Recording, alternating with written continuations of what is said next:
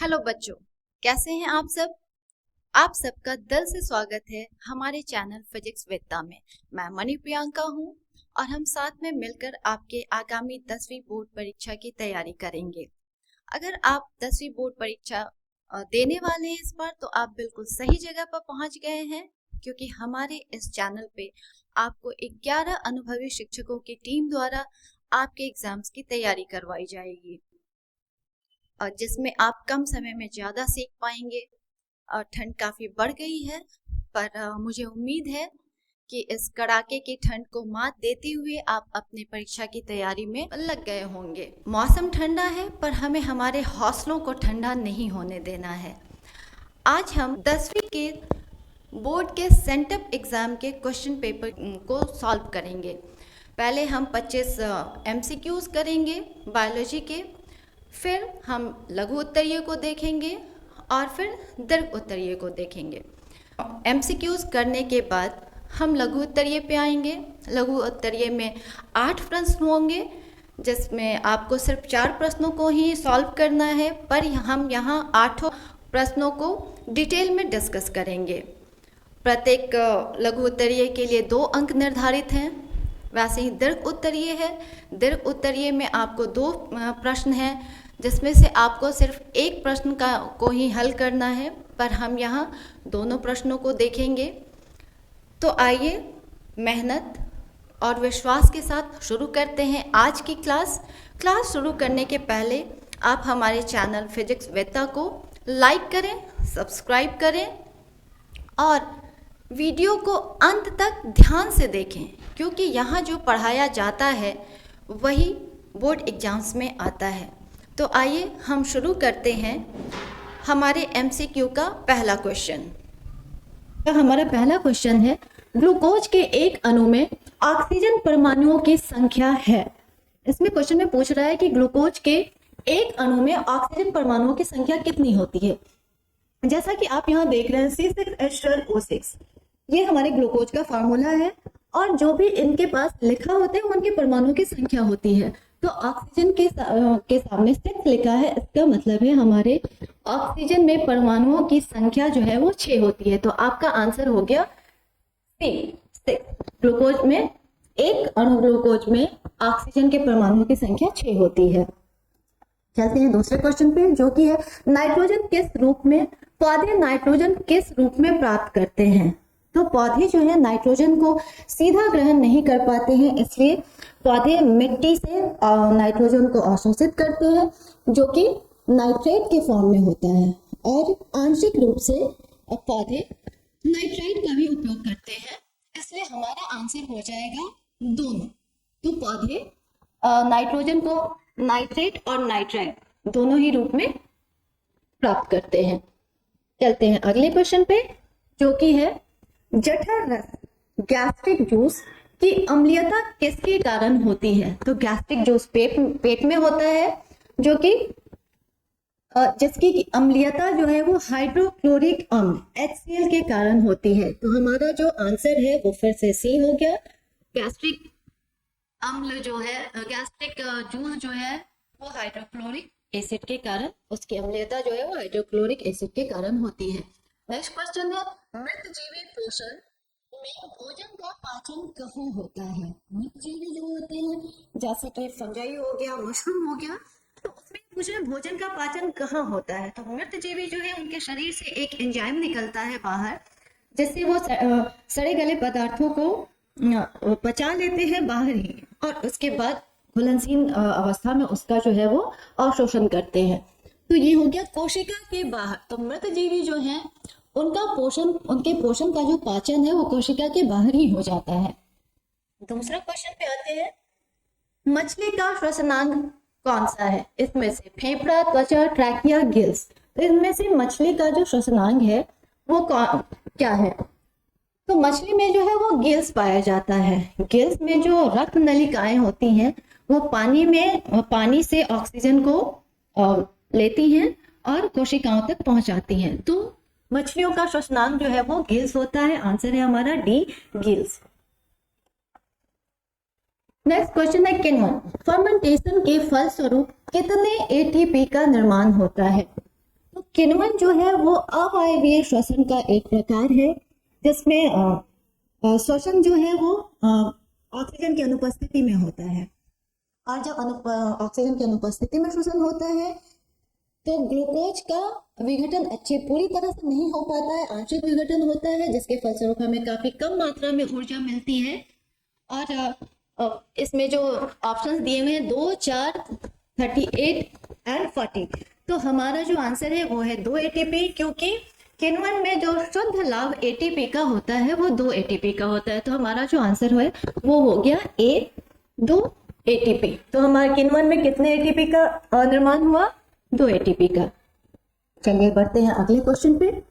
Oxygen का वाहक कौन है? ऑक्सीजन का वाहक कौन है? वाहक का मतलब ऑक्सीजन कैसे हमारे शरीर में उसको कौन लेके जाता है? तो आरबीसी जो होती है लाल रक्त कणिकाएं।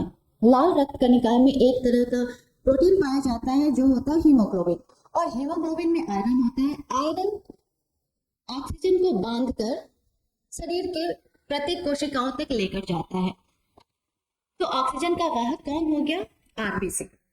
बी आंसर हो गया, ऑक्सीजन का वाहक आरबीसी होता है। सरीसृप के हृदय में होते हैं। सरीसृप जो है वो होते हैं, जैसे सांप हो गए, छिपकली हो गई, कछुआ हो गया, तो इनका हृदय जो है वो 3 कक्षों का बना होता है, जिसमें 2 अलिंद होते हैं और 1 निलय होता है। तो सरीसृप के हृदय में होते हैं 2 अलिंद एवं 1 निलय। तो आपका आंसर हो गया सी, सरीसृप के हृदय में 2 अलिंद होते हैं और 1 निलय होता है। किस जीव में हीमोग्लोबिन नहीं होता है? हमें बताना है हीमोग्लोबिन किस जीव में नहीं होता है। तो अभी जैसा हमने देखा कि हीमोग्लोबिन का काम है ऑक्सीजन को बांधकर शरीर की प्रत्येक कोशिकाओं में पहुंचाना। तो मनुष्य और पक्षी, आप इसमें अपने ऑप्शंस में से देख सकते हैं, मनुष्य और पक्षी इनमें तो हीमोग्लोबिन होता है। लेकिन मक्खी जो है उसे हीमोग्लोबिन की आवश्यकता नहीं होती है, क्योंकि वो डायरेक्टली ऑक्सीजन को लेते हैं और वो ऑक्सीजन डायरेक्टली सभी कोशिकाओं तक पहुंच जाता है, तो हीमोग्लोबिन की जरूरत ही नहीं रह जाती है। इसलिए हमारा आंसर होगा सी, मक्खी। हीमोग्लोबिन किसमें नहीं होता है? मक्खी में नहीं होता है। एक स्वस्थ मनुष्य का रक्तचाप होता है। एक स्वस्थ हेल्दी इंसान जो है उसका रक्तचाप जो है वो होता है 120/80। तो ये है 120/80, ऑप्शन बी आपका आंसर है 120/80।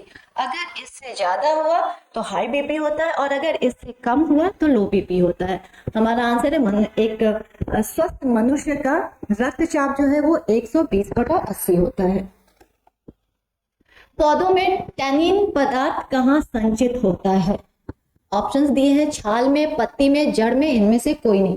तो टैनिन जो है वो एक तरह का कसैला पदार्थ है जो कि पौधों के छाल में संग्रहित होता है।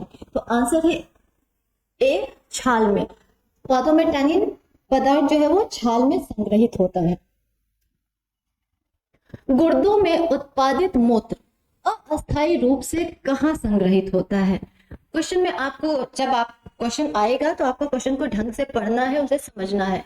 क्वेश्चन है अस्थायी रूप से, तो गुर्दे में जो है उत्पादित मूत्र जो है वो अस्थायी रूप से मूत्राशय में जमा होता है और मूत्राशय से वो मूत्र मार्ग के द्वारा शरीर से बाहर चला जाता है। तो हमारा आंसर हो गया मूत्राशय। अस्थायी रूप से गुर्दे में, मूत्राशय में वो संग्रहित होता है। अमोनिया का यूरिया में परिवर्तन कहाँ होता है? तो अमोनिया का यूरिया में जो परिवर्तन है वो होता है यकृत में। तो आपका आंसर हो जाएगा सी, यकृत, लिवर। तो अमोनिया जो है वो यूरिया में परिवर्तित हो जाता है, कहाँ होता है? तो यकृत में होता है। मेरुरज निकलता है। मेरुरज जो है वो मस्तिष्क के निचले भाग, मेडुला ऑब्लिंगाटा से निकलता है।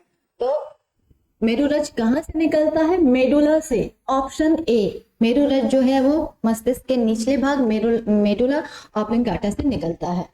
नेक्स्ट क्वेश्चन है, किस हार्मोन की मदद से बड़े आकार के फल एवं फूल उगाए जाते हैं? क्वेश्चन ये पूछ रहा है कि बड़े आकार के फल एवं फूल किस हार्मोन की मदद से होते हैं? तो जिबरेलिन एक हार्मोन है जो पौधों में कोशिकाओं की लंबाई को बढ़ाता है। जिबरेलिन क्या करता है, वो कोशिकाओं की लंबाई को बढ़ाता है, जिससे कि फल और फूलों का आकार जो है वो बड़ा हो जाता है। तो आंसर है जिबरेलिन। जिबरेलिन फल और फूलों का आकार पौधों में बढ़ाता है। निम्नांकित में से आपातकाल का हार्मोन है। आपातकाल का मतलब होता है खतरा, और खतरे के समय में हमारा शरीर जो है वो एक तरह का हार्मोन सिक्रीट करता है जो कि एड्रेनलिन होता है। तो एड्रेनलिन का जो काम है वो हमें निर्णय लेने में मदद करता है कि आपातकाल की जो स्थिति है वहां हमें क्या निर्णय लेना है, हमें रुकना है या हमें वहां से भाग जाना है। तो ये जो हार्मोन है वो है एड्रेनलिन, जो कि आपातकाल में हमें निर्णय लेने में मदद करता है। वो आपातकाल, इसलिए हम इसे आपातकाल का हार्मोन कहते हैं। तो आपका आंसर हो गया डी, एड्रेनलिन। द्विखंडन द्वारा जनन होता है।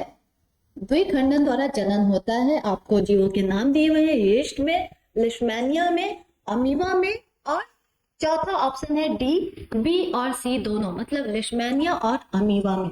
तो द्विखंडन जो है, द्विखंडन की विधि में एक कोशिका से दो समान कोशिकाओं का विभाजन होता है।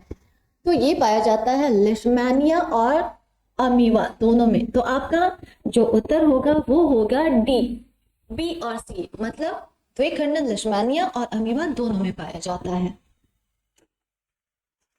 निम्न में से कौन उभयलिंगी जंतु है? उभयलिंगी।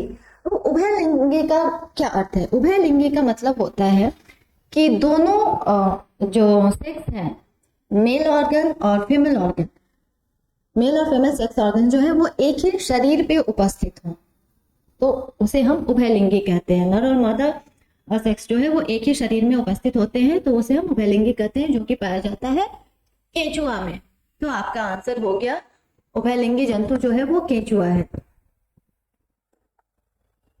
मलेरिया परिजीवी है। मलेरिया परिजीवी जो है आप सबने भी पढ़ा होगा, प्लाज्मोडियम जो है उसके कारण ही मलेरिया होता है, इसलिए मलेरिया परिजीवी जो है वो है प्लाज्मोडियम।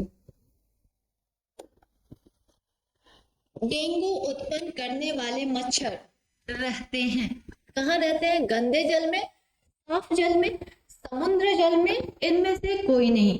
तो अभी हमने मलेरिया के बारे में देखा, तो मलेरिया के जो मच्छर हैं वो गंदे जल में पाए जाते हैं, पर डेंगू के जो मच्छर हैं वो साफ जल में पाए जाते हैं। तो आपका आंसर हो गया साफ जल में।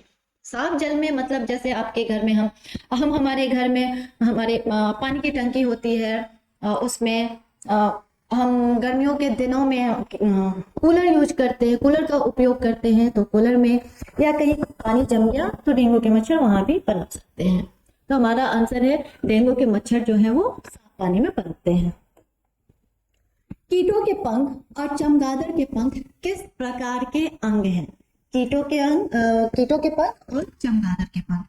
तो कीटों के पंख और चमगादड़ के जो पंख हैं वो समवृत्ति अंग होते हैं। अब समवृत्ति का क्या अर्थ है? समवृत्ति का अर्थ है कि जिनका कार्य तो समान होता है लेकिन उनकी संरचना अलग होती है। जैसे कीट है या चमगादड़ है, तो इनके पंख का कार्य एक ही है, ये उड़ने में मदद करते हैं। पंख जो है वो उड़ने में मदद करते हैं, लेकिन इनकी संरचना अलग है। कीट के पंखों की संरचना अलग है और चमगादड़ के पंखों की संरचना अलग है। तो कीटों के पंख और चमगादड़ के पंख में किस प्रकार के अंग हैं? तो समवृत्ति अंग हैं। मेंडल ने कितने विकल्पी लक्षणों का अध्ययन किया? मेंडल ने कितने विकल्पी लक्षणों का अध्ययन किया? उन्होंने अपने अध्ययन में कितने लक्षणों को शामिल किया था? मेंडल ने पी प्लांट पे अपना अध्ययन किया था और उसमें उन्होंने 7 लक्षणों को लिया था। तो हमारा आंसर है 7। मेंडल ने 7 विकल्पी लक्षणों का अध्ययन किया था। मनुष्य का वैज्ञानिक नाम है? मनुष्य का क्या वैज्ञानिक नाम है? जैसे कि आप ये देख रहे हैं चारों ऑप्शंस, तो 3 में होमो होमो होमो दिया हुआ है, इससे आप कंफ्यूज हो सकते हैं। इसलिए आपको ये ध्यान में रखना है कि मनुष्य का जो नाम है वो होमो सेपियंस है, होमो एंड सेपियंस। तो आपको होमो देख के टिक नहीं मार देना है, आपको सारे ऑप्शंस को पढ़ना है, क्योंकि यहाँ एक जैसे ही ऑप्शंस दिए हुए हैं कि आपको कंफ्यूज हो सके, तो आपको कंफ्यूज नहीं होना है। होमो सेपियंस आपको याद कर लेना है कि मनुष्य का जो साइंटिफिक नेम है वो है होमो सेपियंस। पुरुषों में लिंग गुणसूत्र होते हैं। पुरुषों में कितने लिंग गुणसूत्र होते हैं? एक मनुष्य में 23 जोड़े गुणसूत्र पाए जाते हैं, जिसमें एक जोड़ा जो होता है वो लिंग गुणसूत्र होता है। तो XX जो है, XX ये हम मादा के गुणसूत्र होते हैं, और XY जो है वो नर में पाया जाता है। तो पुरुषों में लिंग गुणसूत्र होते हैं कौन से? पहला ऑप्शन है XY। पर्यावरण दिवस किस दिन मनाया जाता है? पर्यावरण दिवस जो है वो किस दिन हम सेलिब्रेट करते हैं? तो आंसर है 5 जून। 5 जून को पर्यावरण दिवस मनाया जाता है, तो आपका आंसर है 5 जून। इस तरह हमने आज 25 MCQs किए, और आज की क्लास हम यहीं तक रखते हैं, यहीं समाप्त करते हैं। उम्मीद है आपको क्लास पसंद आई होगी। क्लास पसंद आई हो तो हमारे चैनल को सब्सक्राइब करेंगे, क्योंकि इससे हमें मोटिवेशन मिलती है, और आप ध्यान से पढ़ेंगे, इसे रिवाइज करेंगे, क्योंकि ये आपके आने वाले बोर्ड एग्जाम के लिए काफ़ी सहायक हो सकते हैं। फिर मिलते हैं अगली वीडियो में, तब तक keep reading, keep trying. Thank you. हमने 25 MCQs किया अभी। अब हम चलते हैं पार्ट 2 की तरफ, जो है short type and long type questions, लघु उत्तरीय और दीर्घ उत्तरीय क्वेश्चंस। तो पहले हम लघु उत्तरीय प्रश्नों को देखते हैं, जिसमें 8 प्रश्न हैं, आपको 4 करने हैं, और प्रत्येक लघु उत्तरीय के लिए 2 अंक निर्धारित किया गया है। तो चलिए देखते हैं लघु उत्तरीय का पहला प्रश्न। पहला प्रश्न है, श्वसन एवं दहन में कोई 2 अंतर लिखिए। तो अंतर लिखने के पहले हम जान लेते हैं श्वसन क्या है और दहन क्या है। श्वसन एक जैव रासायनिक प्रक्रिया है, जिसमें हम वातावरण से ऑक्सीजन लेते हैं और हमारी सारी कोशिकाओं तक ऑक्सीजन पहुंचाई जाती है, और तब जटिल कार्बनिक पदार्थों का ऑक्सीजन की उपस्थिति या अनुपस्थिति में उनका विघटन होता है, जिसके फलस्वरूप जल, कार्बन डाइऑक्साइड और ऊर्जा प्राप्त होती है। और दहन जो है, दहन एक अजैविक रासायनिक प्रक्रिया है, जिसमें कोई भी पदार्थ ऑक्सीजन की उपस्थिति में ऊष्मा और रोशनी, प्रकाश उत्पन्न करता है। एक जैसे हमने अभी बोला कि ये अजैविक रासायनिक प्रक्रिया है, तो इसमें जैसे लकड़ी का जलना, पेट्रोल का जलना, डीजल का जलना और मोमबत्ती का जलना, ये सब निर्जीव पदार्थ हैं, इसलिए अजैविक रासायनिक प्रक्रिया है। तो इनमें जो अंतर है वो इस प्रकार है। श्वसन जो है यह जीवों के अंदर होता है, क्योंकि यह जैव रासायनिक प्रक्रिया है, और दहन जो है वो निर्जीव प्रक्रिया है, क्योंकि ये निर्जीव, जैसे लकड़ी, मोमबत्ती, डीजल, पेट्रोल जिसकी बात हमने की, ये क्या है? निर्जीव पदार्थ हैं। दूसरा अंतर जो है, श्वसन में ऊर्जा जो है वो धीरे धीरे निकलती है। श्वसन में ऊर्जा कैसे निकलती है? धीरे धीरे निकलती है।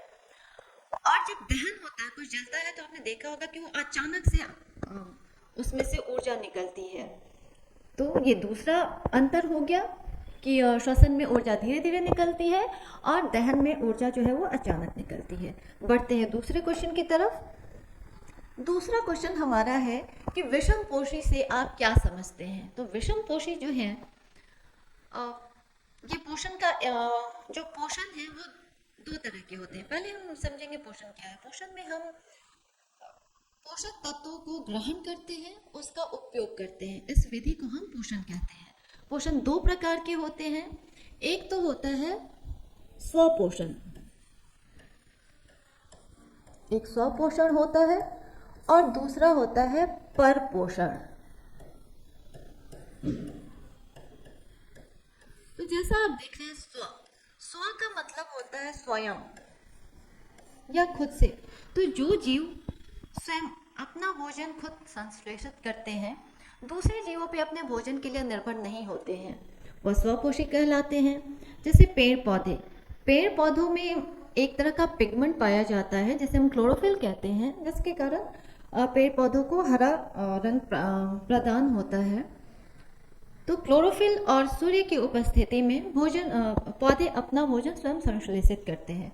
बाकी के जो अन्य जीव हैं वो क्लोरोफिल की अनुपस्थिति के कारण अपना भोजन स्वयं संश्लेषित करने में सक्षम नहीं रहते हैं, इसलिए वो डायरेक्टली और इनडायरेक्टली दूसरे जीवों पे डिपेंड होते हैं अपने भोजन के लिए।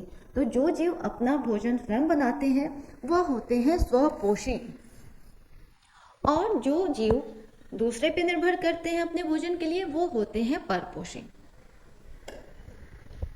तो जो जीव अपना भोजन स्वयं नहीं बना सकते और भोजन के लिए अन्य जीवों पे निर्भर रहते हैं, तो जो विषमपोषी हैं वो क्या होंगे, वो अपना भोजन स्वयं नहीं बना सकते हैं, इसलिए वो अपने भोजन के लिए अन्य जीवों पर निर्भर रहते हैं, उन्हें विषमपोषी कहते हैं। जैसे हम मनुष्य हो गए, शेर हो गए, कवक हो गए, सिर्फ और सिर्फ पेड़ पौधे ही ऐसे जीव हैं जो अपना भोजन खुद बना सकते हैं, खुद संश्लेषित कर सकते हैं। अगले क्वेश्चन की तरफ चलते हैं। लसिका क्या है, इसके कार्यों का वर्णन कीजिए। तो लसिका क्या है ये समझाने के लिए मैं आपको पहले लसिका का चित्र दिखाती हूँ। आइए देखते हैं लसिका का चित्र।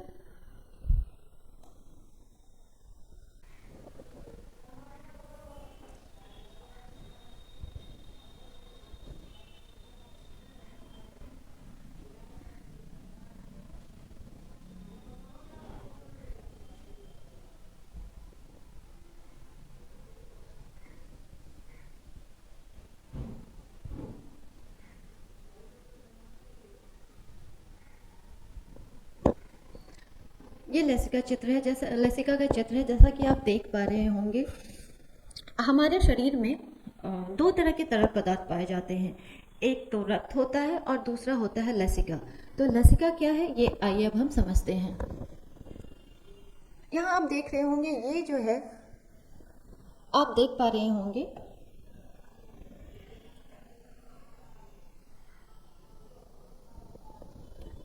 ये है वेन्स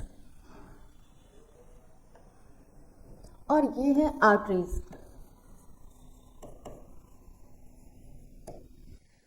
ये लाल वाला जो है वो आर्टरी है और ये जो आपको ब्लू कलर में दिख रहा है ये वेन है, और इनके बीच जो आपको ये दिख रहा होगा ये सारी हैं कैपिलरीज। तो आर्टरीज और वेन्स को कनेक्ट करने का काम जो है वो कैपिलरीज करती हैं।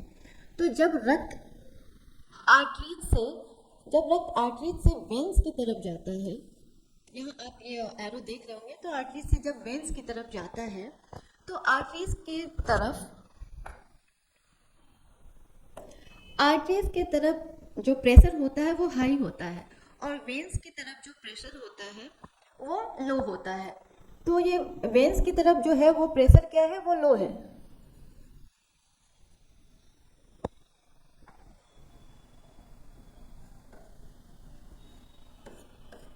और वेन्स की तरफ क्या है प्रेशर, वेन्स की तरफ प्रेशर जो है वो हाई है।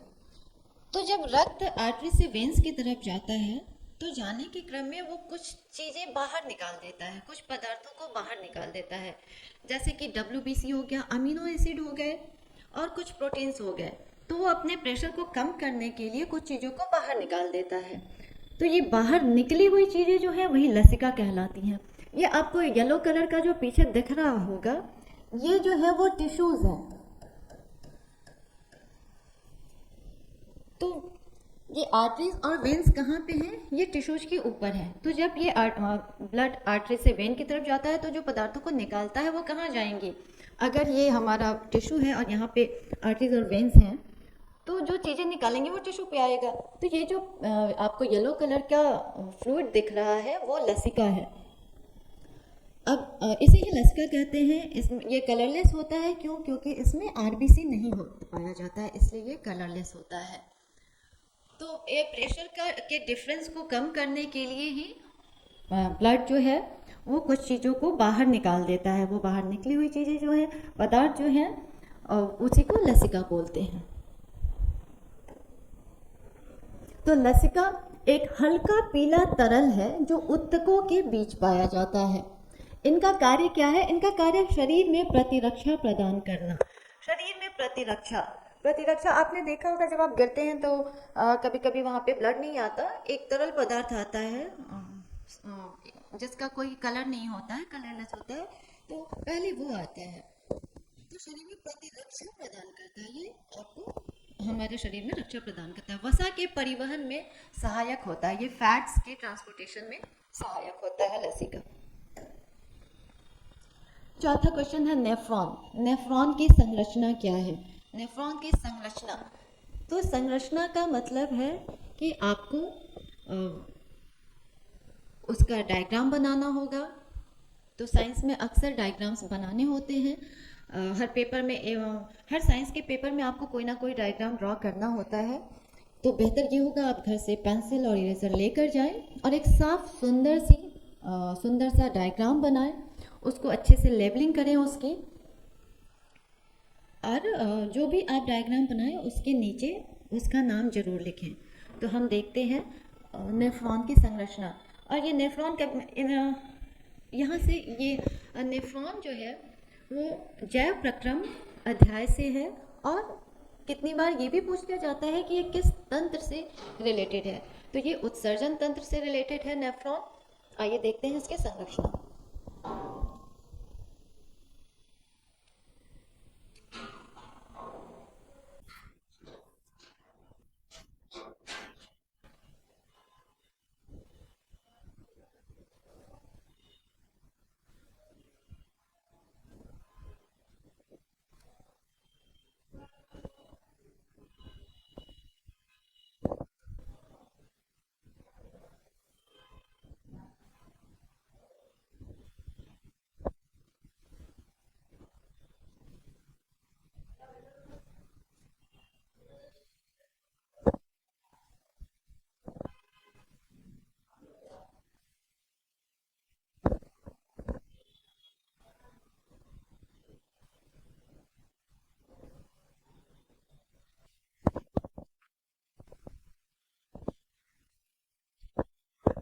ये है नेफ्रॉन की संरचना।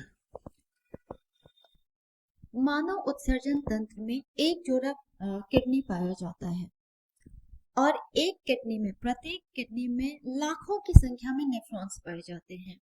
नेफ्रॉन्स की संरचना देखते हैं। नेफ्रॉन की संरचना जो है वो शुरू होती है, उसकी शुरुआत होती है एक प्यालेनुमा आकार से, आकृति के, आप कप शेप बोल सकते हैं, कप शेप आकृति से शुरू होती है, जिसे हम बॉमेंस कैप्सूल बोलते हैं। Bowman's capsule. तो ये कितनी बार ये भी पूछ लिया जाता है बॉमेंस कैप्सूल का आकार कैसा होता है, तो वो कप, प्याले की संरचना, प्याले के आकार जैसा होता है। तो यहाँ आप देख रहे होंगे एफरेंट आर्टेरियोल। एफरेंट आर्टेरियोल है, यहाँ से इसे हिंदी में अभिवाही वाहिनी बोलते हैं। तो यहाँ से ब्लड जो है वो ब्लड आता है, और ग्लोमेरुलस, ये जो आप गुच्छे जैसी संरचना देख रहे हैं, ये होता है ग्लोमेरुलस। ग्लोमेरुलस का काम होता है रक्त को छानना, रक्त को छानने का काम ग्लोमेरुलस करता है। तो यहाँ एफरेंट आर्टेरियोल से रक्त आता है और ग्लोमेरुलस उसे छानता है, उसे छानने का कार्य करता है। अब ये छनकर रक्त जो है, छनकर रक्त, ये जो आप देख रहे हैं, इधर से आता है पीसीटी। पीसीटी भी काफी बार पूछ लिया जाता है कि पीसीटी क्या है। पीसीटी है प्रॉक्सिमल कॉन्वोल्यूटेड ट्यूब। तो बॉमेंस कैप्सूल से, बॉमेंस कैप्सूल में ग्लोमेरुलस, एक केश के गुच्छों की आकृति की एक संरचना होती है, जिससे ब्लड को छानने का काम करता है। ब्लड में जो भी अपशिष्ट पदार्थ होते हैं उनको वो छान लेता है, और वो अपशिष्ट पदार्थ जो है वो इस ट्यूब्यूल से होते हुए, पीसीटी से होते हुए आते हैं, और इसमें रक्त को इसमें जो अपशिष्ट पदार्थ हैं उनको पुनः एक बार छाना जाता है, क्योंकि उन अपशिष्ट पदार्थों में कुछ उपयोगी पदार्थ भी आ जाते हैं जो कि हमारे शरीर के लिए उपयोगी होते हैं। तो इन्हें पुनः एक बार फिर से इस पीसीटी में छाना जाता है और उसको अवशोषित करके शरीर में भेज दिया जाता है। जो बचा हुआ अपशिष्ट पदार्थ है वो फिर ये एक आप यू शेप की आकृति देख रहे होंगे, तो ये जो यू शेप की आकृति है इसे बोलते हैं हेनलेस लूप। वो अपशिष्ट पदार्थ अब इस हेनले लूप से होकर गुजरेगा और ये आएगा यहाँ, जिसे बोलते हैं डीसीटी। ये था पीसीटी और ये है डीसीटी।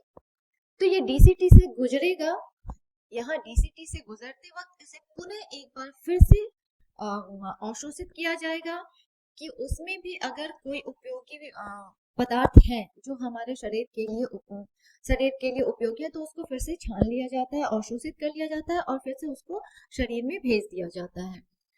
अब जो अपशिष्ट पदार्थ बचा है वो डीसीटी से गुजरते हुए अब पहुंचेगी संग्राहक नलिका में। संग्राहक नलिका में जो अपशिष्ट पदार्थ पहुंच रहे हैं उसको ही मूत्र कहा जाता है। और ये संग्राहक नलिका से होते हुए ये संग्राहक नलिका जो है वो खुलती है मूत्राशय में।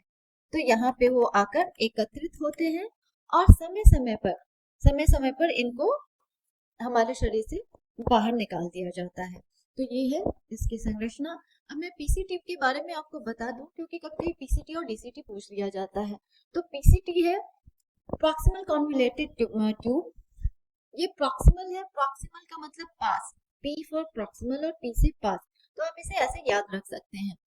तो ये बॉमन्स कैप्सूल से इसको देखा गया है कि जो बॉमन्स कैप्सूल के पास है उसे पीसीटी प्रॉक्सिमल पास, और जो इससे दूर है जो नलिका उसे हम बोलते हैं डीसीटी डिस्टल, दूर, द से डिस्टल और द से दूर। तो आप इसे ऐसे याद रख सकते हैं। तो आपको ये फिगर बना देना है, काफी अच्छे से साफ से बनाएंगे। और जैसे यहाँ लेबलिंग की हुई होगी आप देख रहे होंगे बॉमन्स कैप्सूल, ग्लोमेरुलस, हेनलेस लूप, तो इस तरह से आप उसको साफ तरह से उसकी लेबलिंग कर देंगे। तो नेफ्रॉन गुर्दे की संरचनात्मक एवं क्रियात्मक इकाई है और इसके भाग होते हैं बॉमन्स कैप्सूल, ग्लोमेरुलस और नलिकाएं, PCT, DCT, loop of Henle. Loop of Henle हमने देखा जो जो यू आकृति की जो रचना थी वो होती है हेनलेस लूप, तो आपको ये याद रखना है। और हाँ, बॉमन्स कैप्सूल और ग्लोमेरुलस ये भी उनकी संरचना है। इसे हम मालपीगियन ट्यूब्यूल्स के नाम से भी जानते हैं। इन दोनों को कलेक्टिवली मालपीगियन ट्यूब्यूल्स बोला जाता है। तो ये था हमारा। अब चलते हैं अगले क्वेश्चन पे। मधुमेह के कुछ रोगियों की चिकित्सा इंसुलिन का इंजेक्शन देकर क्यों की जाती है? तो इंसुलिन जो है वो एक तरह का हार्मोन है जो अग्नाशय से स्रावित होता है। तो इंसुलिन की अगर हमारा शरीर इंसुलिन का उचित मात्रा में स्राव नहीं कर पा रहा है या जो इंसुलिन बन रहे हैं उनका वो सही तरीके से इस्तेमाल नहीं कर पा रहा है, तो चिकित्सकों को इंजेक्शन देना पड़ता है, क्योंकि इंसुलिन जो है वो हमारे ब्लड शुगर के लेवल को कंट्रोल करता है, ब्लड के शुगर को नियंत्रित करता है। और अगर ये काम नहीं करता है तो हमारा ब्लड शुगर बढ़ जाता है जो हमारे शरीर के लिए हानिकारक होता है। इसलिए उसका उचित स्राव ना होने या फिर उचित इस्तेमाल शरीर द्वारा ना होने के कारण कुछ चिकित्सक इंसुलिन का इंजेक्शन रोगियों को देते हैं। मधुमेह के रोगियों के शरीर में अग्नाशय प्राप्त मात्रा में इंसुलिन हार्मोन का उत्पाद नहीं कर पाता है। जब हमारा अग्नाशय अगर पर्याप्त मात्रा में जितनी बॉडी को जरूरत है उस मात्रा में अगर वो हार्मोन नहीं बना पा रहा है, इंसुलिन नहीं बना पा रहा है, तो हम तो चिकित्सक जो है वो बोलते हैं तो वो इंजेक्शन देते हैं। इंसुलिन का मुख्य क्या रक्त में शर्करा के स्तर को नियंत्रित करना है। इंसुलिन का जो मुख्य काम है, मेन काम जो इसका है वो क्या करता है, शुगर लेवल को, ब्लड शुगर लेवल को कंट्रोल करता है। इसलिए रक्त में शुगर के स्तर को सामान्य बनाए रखने के लिए इन रोगियों को बाहर से इंसुलिन का इंजेक्शन देना पड़ता है। जब हमारा शरीर पर्याप्त मात्रा में बना नहीं पाता है या फिर इस्तेमाल नहीं कर पाता है तो रोगियों को देना पड़ता है इंसुलिन। पुमंग एवं जायांग क्या है? हमारा अगला क्वेश्चन है पुमंग और जायांग क्या है? तो पुमंग और जायांग पुष्प के भाग होते हैं। पुष्प के 4 भाग होते हैं।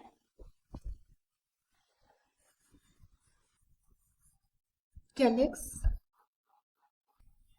करोला, एंड्रोसियम,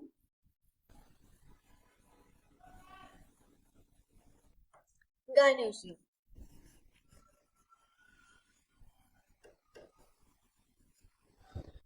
तो ये दो जो हैं कैलिक्स, करोला, बाह्य दलपुंज और दलपुंज, ये दो जो है वो सहायक अंग होते हैं। इसे हम क्या बोलते हैं? सहायक अंग।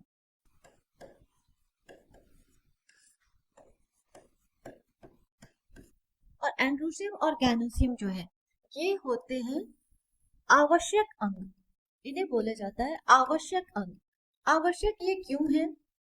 आवश्यक अंग इन्हें इसलिए बोला जाता है क्योंकि ये जनन अंग होते हैं। ये पुष्प के जनन अंग होते हैं। ये सहायक अंग है कैलिक्स, करोला और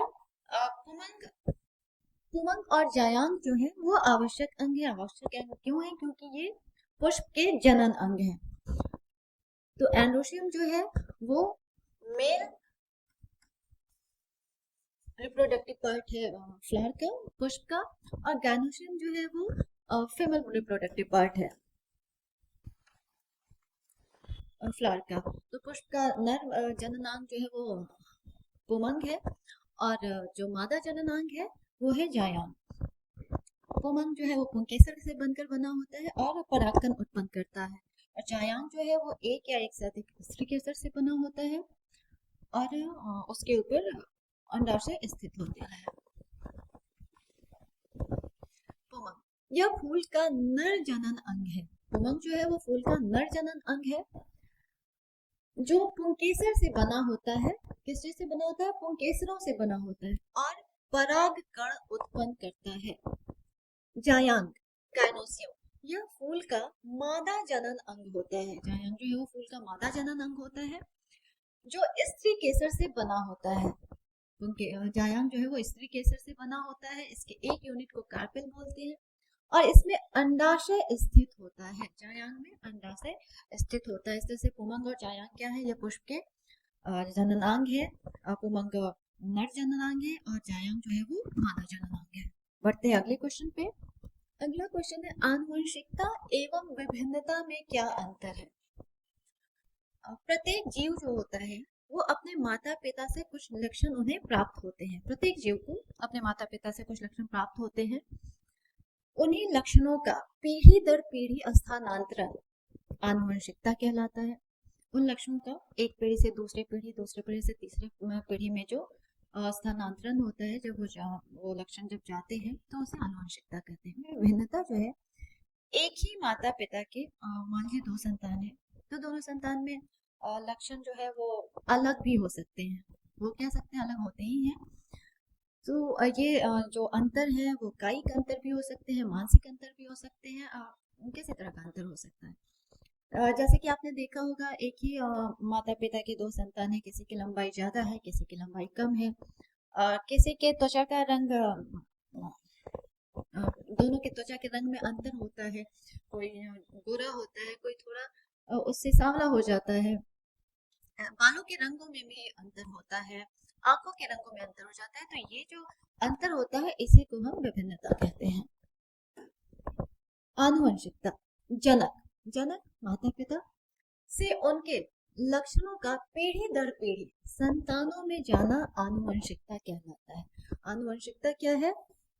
आनुवंशिकता है लक्षणों का, माता पिता से जो लक्षण मिलते हैं किसी जीव को, उसका पीढ़ी दर पीढ़ी स्थानांतरण जो है वो आनुवंशिकता कहलाता है। वही विभिन्नता, वेरिएशन जो है एक ही माता पिता के संतानों के बीच पाए जाने वाले अंतरों को विभिन्नता कहते हैं।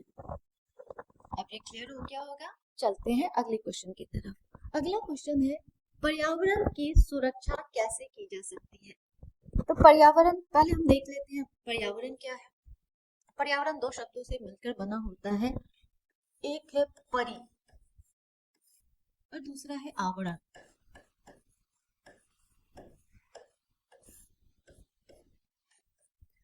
परि का अर्थ होता है आसपास, तो परि का अर्थ हो गया आस पास। और आवरण, आवरण का मतलब होता है हमारे चारों तरफ, तो आवरण हो गया चारों तरफ।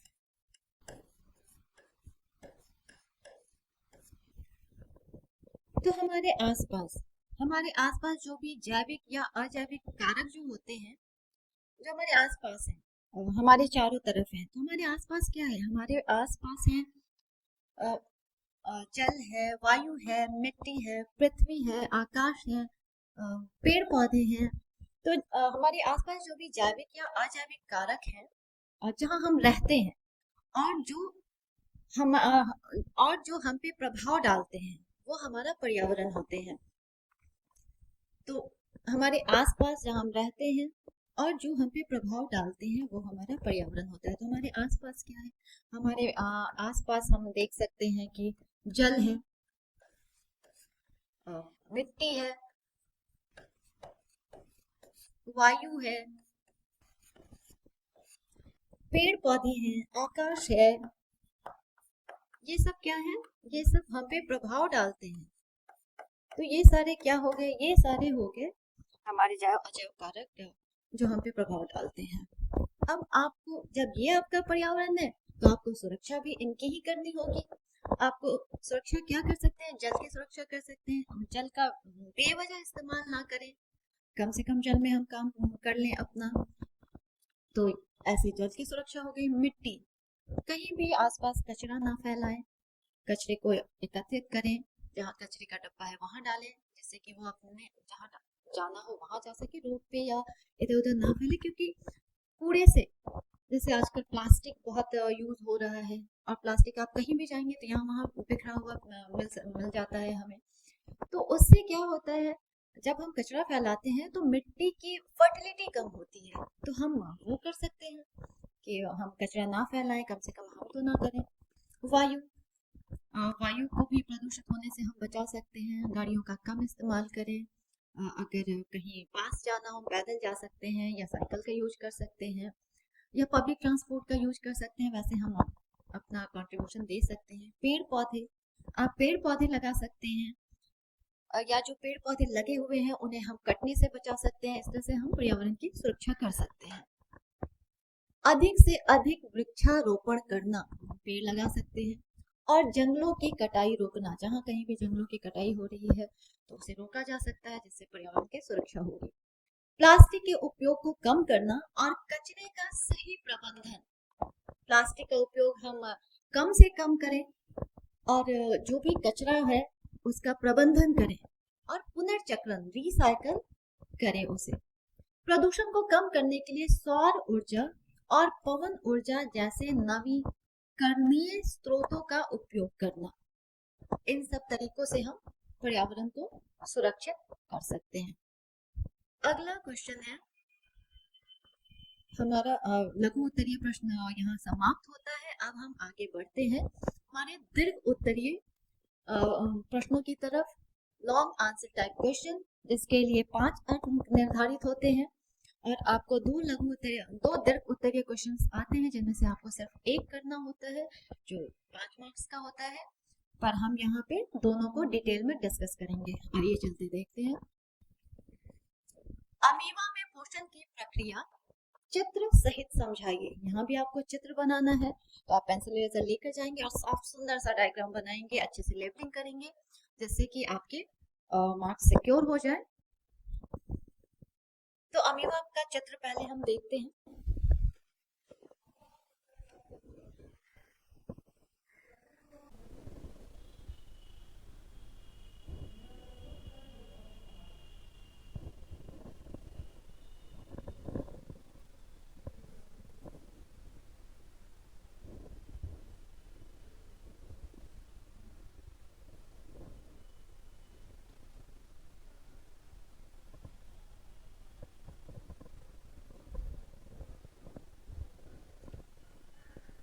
अमीवा में पोषण की प्रक्रिया को चित्र सहित समझाइए। ये अमीवा में पोषण के प्रक्रिया की का चित्र है। अमीवा एक कोश के जंतु होता है, जीव होता है, जिसका आकार निश्चित नहीं होता है, उसका आकार अनिश्चित होता है। अमीवा हमें मीठे जल में, नदी में, तालाब में, पोखरों में ये पाया जाता है। अमीवा के पोषण के लिए ऐसी कोई विशेष संरचना नहीं होती है, वो सूडोपोडिया के द्वारा अपना पोषण जो है वो ग्रहण करता है। सूडोपोडिया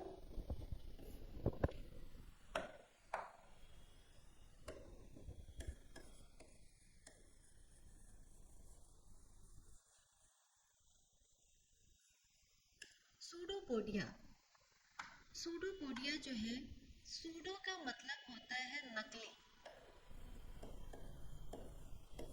और पोडिया का मतलब होता है पैर। तो अमीवा जो है वो नकली पैरों द्वारा भोजन को ग्रहण करता है। आइए देखते हैं अमीवा के पोषण की विधि। ये स्टेप बाय स्टेप होती है। अमीवा जैसा कि मैंने अभी बोला कि उनका कोई विशेष संरचना नहीं होती है भोजन को ग्रहण करने के लिए। ये सूडोपोडिया के द्वारा, नकली पैरों के द्वारा अपने भोजन को ग्रहण करता है। तो अमीवा जैसे ही अपने फूड पार्टिकल्स के कांटेक्ट में आता है, पास में आता है, तो वो अपने सूडोपोडिया बना लेता है। सूडोपोडिया जैसे आप यहाँ देख रहे होंगे कि दो सीधे ये अमीवा है और यहाँ ये फूड पार्टिकल है, फूड है जो अमीवा को ग्रहण करना है। अब यहाँ पे दो सूडोपोडिया बन गए ऐसे, और ये भोजन के नज़दीक चला गया। सूडोपोडिया नकली पैर से बना लिया उसने, भोजन के पास चला गया। अब अगले स्टेप में अमीवा क्या करता है, उस भोजन को सूडोपोडिया के से घेर लेता है और अपने सूडोपोडिया के दोनों सिरों को वो बंद कर लेता है। यहाँ पे ये बंद हो गया और फूड पार्टिकल जो है वो फूड वैक्यूल, यहाँ ये फूड वैक्यूल बन गया और उसके अंदर वो फूड पार्टिकल आ गया। फिर फूड पार्टिकल अंदर आने के बाद जो फूड वैक्यूल होता है, खाद्य रिक्तिका होती है, उसमें से एक एंजाइम निकलता है जिससे अमीवा अपने भोजन को पचाता है, डाइजेस्ट करता है।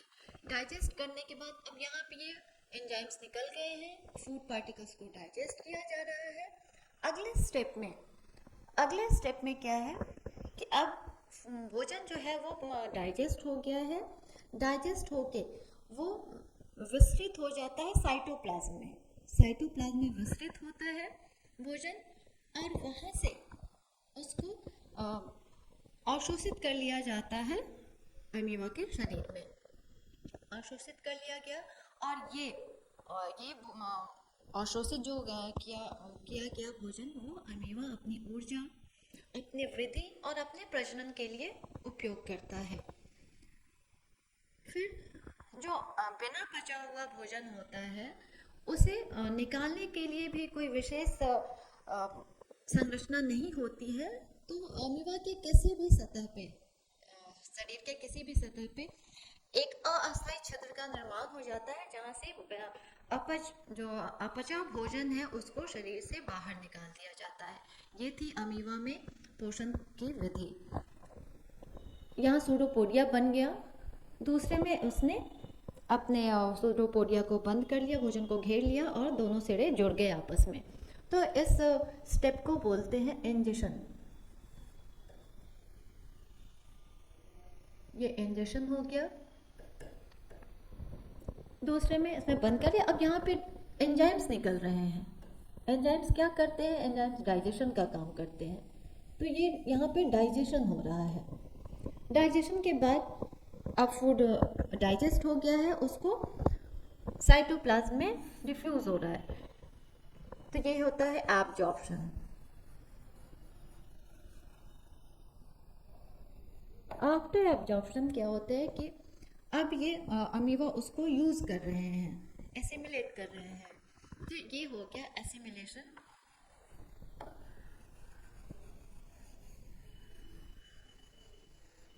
इसका यूज करेंगे अपने वृद्धि के लिए, अपने वृद्धि के लिए, प्रजनन के लिए, ऊर्जा के लिए अब उस डाइजेस्टेड फूड को वो यूज करेंगे। जो नहीं पचा है भोजन उसको वो अब शरीर से बाहर निकाल देंगे। ये हो गई इजेशन। इस तरह से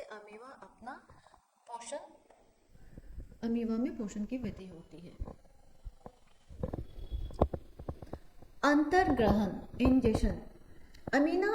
अमीबा अपने कूटपादों की मदद से, कूटपाद सूडोपोडिया की मदद से भोजन को घेर लेता है और फूड वैक्यूल बनाता है।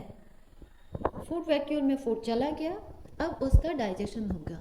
खाद्य रिक्तिका के अंदर पाचक एंजाइम, डाइजेस्टिव एंजाइम्स होते हैं जो भोजन को सरल कणों में तोड़ देते हैं। फिर अब ये भोजन सरल कणों में टूट गया है। नेक्स्ट स्टेप जो है वो एब्जॉर्प्शन का है। एब्जॉर्प्शन, अवशोषण। पचा हुआ भोजन सीधे कोशिका द्रव्य में विसरित हो जाता है। अब जो पचा हुआ भोजन है वो कहाँ जा रहा है? कोशिका द्रव्य में विसरित हो रहा है। नेक्स्ट स्टेप है एसिमिलेशन, स्वांगीकरण। अवशोषित भोजन का उपयोग अमीबा अपने वृद्धि और ऊर्जा के लिए करता है। अब यहाँ अमीबा अपनी वृद्धि करेगा, ऊर्जा उसे मिलेगी इससे। लास्ट स्टेप जो है वो है बहिष्करण, इजेशन। बिना पचा हुआ अपशिष्ट पदार्थ कोशिका की सतह से बाहर निकाल दिया जाता है। अब जो भोजन जो पचा हुआ नहीं है, बिना पचा हुआ है, अपशिष्ट पदार्थ हैं, उनको एक अस्थायी छिद्र का निर्माण होता है जिससे अपचे भोजन को बाहर निकाल दिया जाता है। तो ये थी अमीबा में पोषण की वृद्धि। अगला क्वेश्चन है हमारा, मानव में शिशु के लिंग का निर्धारण कैसे होता है? मानव में शिशु के लिंग का निर्धारण कैसे होता है हम देखेंगे। मानव शरीर में 23 जोड़े गुणसूत्र पाए जाते हैं। क्रोमोसोम्स जो होते हैं वो 23 पेयर्स होते हैं।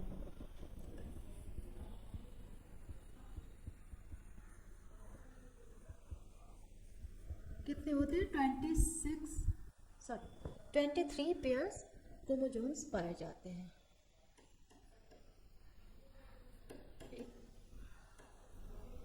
तो ये हो गए 46। अब इन क्रोमोसोम्स में 2 तरह के क्रोमोसोम्स होते हैं। तो ऑटोसोम होता है, ऑटोसोम्स होते हैं जो कि 22 पेयर्स होते हैं।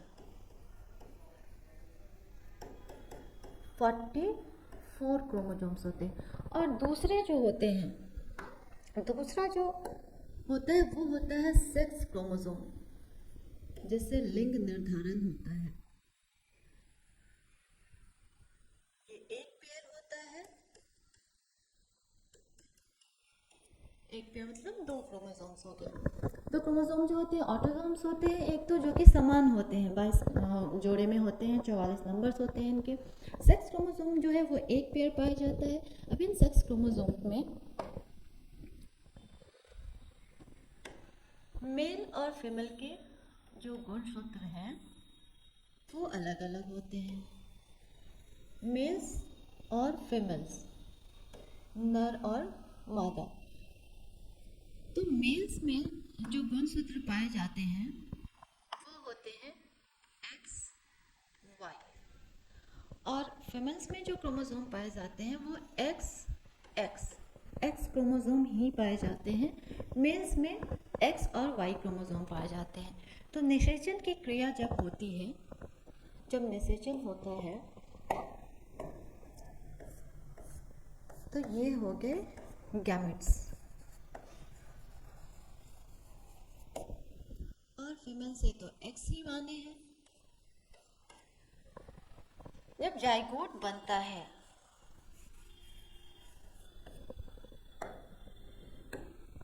जाइगोट बनने के दौरान जब पिता का एक्स क्रोमोसोम माता के एक्स क्रोमोसोम से मिलता है, पिता का एक्स क्रोमोसोम और माता का एक्स क्रोमोसोम, तो ये फीमेल चाइल्ड होती हैं, बेटियां होती हैं। फिर पिता का एक्स क्रोमोसोम माता के एक्स क्रोमोसोम से, तो फिर क्या होगा? बेटी ही होंगी। पिता का वाई क्रोमोसोम जब माता के एक्स क्रोमोसोम से मिलता है तब यहाँ जो बनता है वो होता है एक्स वाई क्रोमोसोम होता है, जो कि जहाँ बेटे की उत्पत्ति होती है। अब ये फिर से एक्स और ये हो गया वाई। तो जैसा कि आप देख रहे हैं, पिता के क्रोमोसोम से ही निर्धारण हो रहा है कि शिशु का लिंग क्या होगा। पिता का एक्स क्रोमोसोम है या पिता का वाई क्रोमोसोम है, क्योंकि माता की तरफ से तो एक्स क्रोमोसोम ही आना है। तो ये यहाँ पिता का एक्स क्रोमोसोम ही पिता का क्रोमोसोम ही डिसाइड करता है कि शिशु में का लिंग क्या होगा। जैसा कि आप देख रहे हैं एक्स यहाँ लड़कियों का, क्योंकि पिता की तरफ से एक्स क्रोमोसोम आया है, यहाँ पिता की तरफ से वाई क्रोमोसोम आया है, तो यहाँ पे मेल चाइल्ड होंगे। तो गुणसूत्रों की संख्या, मनुष्यों में 23 जोड़े गुणसूत्र होते हैं, जिनमें से 22 जोड़े समान होते हैं ऑटोसोम्स, और 23वां जोड़ा लिंग गुणसूत्र कहा जाता है। 22 जोड़े जो ऑटोसोम्स हैं वो समान होते हैं, 23वां जोड़ा जो है वो है लिंग गुणसूत्र। लिंग गुणसूत्र के प्रकार, महिलाओं में XX गुणसूत्र लिंग गुणसूत्र पाया जाता है, जबकि पुरुषों में XY गुणसूत्र पाए जाते हैं। निषेचन की क्रिया, यदि पिता का X गुणसूत्र माता के X गुणसूत्र से मिलता है तो संतान लड़की होती है। यदि पिता के Y गुणसूत्र से माता के X गुणसूत्र से मिलता है तो संतान जो है वो लड़का होता है। तो इससे ये पता चलता है लिंग निर्धारण जो है वो पूरी तरह से पिता से प्राप्त होने वाले गुणसूत्र X या Y पर निर्भर करता है, क्योंकि माता केवल X गुणसूत्र ही दे सकती है। तो इससे स्पष्ट होता है कि गुणसूत्र, पिता की तरफ से कौन सा गुणसूत्र आ रहा है वही लिंग का निर्धारण करता है, क्योंकि माताओं के पास सिर्फ X गुणसूत्र होते हैं लिंग। तो इससे स्पष्ट होता है कि लिंग का जो निर्धारण होता है वो पिता की तरफ से आ रहे गुणसूत्र से ही होता है। तो ये थी हमारी आज की क्लास। उम्मीद करती हूँ आपको सब समझ में आया होगा, जो डाउट्स होंगे वो क्लियर हुए होंगे। तो चलिए आज बस इतना ही, फिर मिलते हैं अगले वीडियो में नए क्वेश्चंस और जानकारियों के साथ, जो आपके बोर्ड एग्ज़ाम के ड्रीम रिजल्ट्स के पास आपको ले जाएंगे। हमें आप पे गर्व है, हमें आप पे भरोसा है। आप खुद पे भरोसा रखें और चलते रहें। यदि आपका सिलेबस पूरा ना हुआ हो तो भी रुके नहीं, अपने छोटे छोटे कदमों से आगे बढ़ें, सफलता आपके कदम चूमेगी। आपसे एक गुजारिश है, हमारे चैनल को लाइक करें, सब्सक्राइब करें, अपने मित्रों और अन्य विद्यार्थियों को भी शेयर करें, जिससे वो भी लाभान्वित हो पाए। अपने बोर्ड एग्जाम्स का सिलेबस पूरा करें, पर अपने सपनों का सिलेबस पूरा करने की भी ठान लें। निरंतर प्रयास करते रहें। Keep reading, keep trying, and wishing you a very happy new year and best wishes for your board exams from our team and our channel Physics Vedta. Thank you.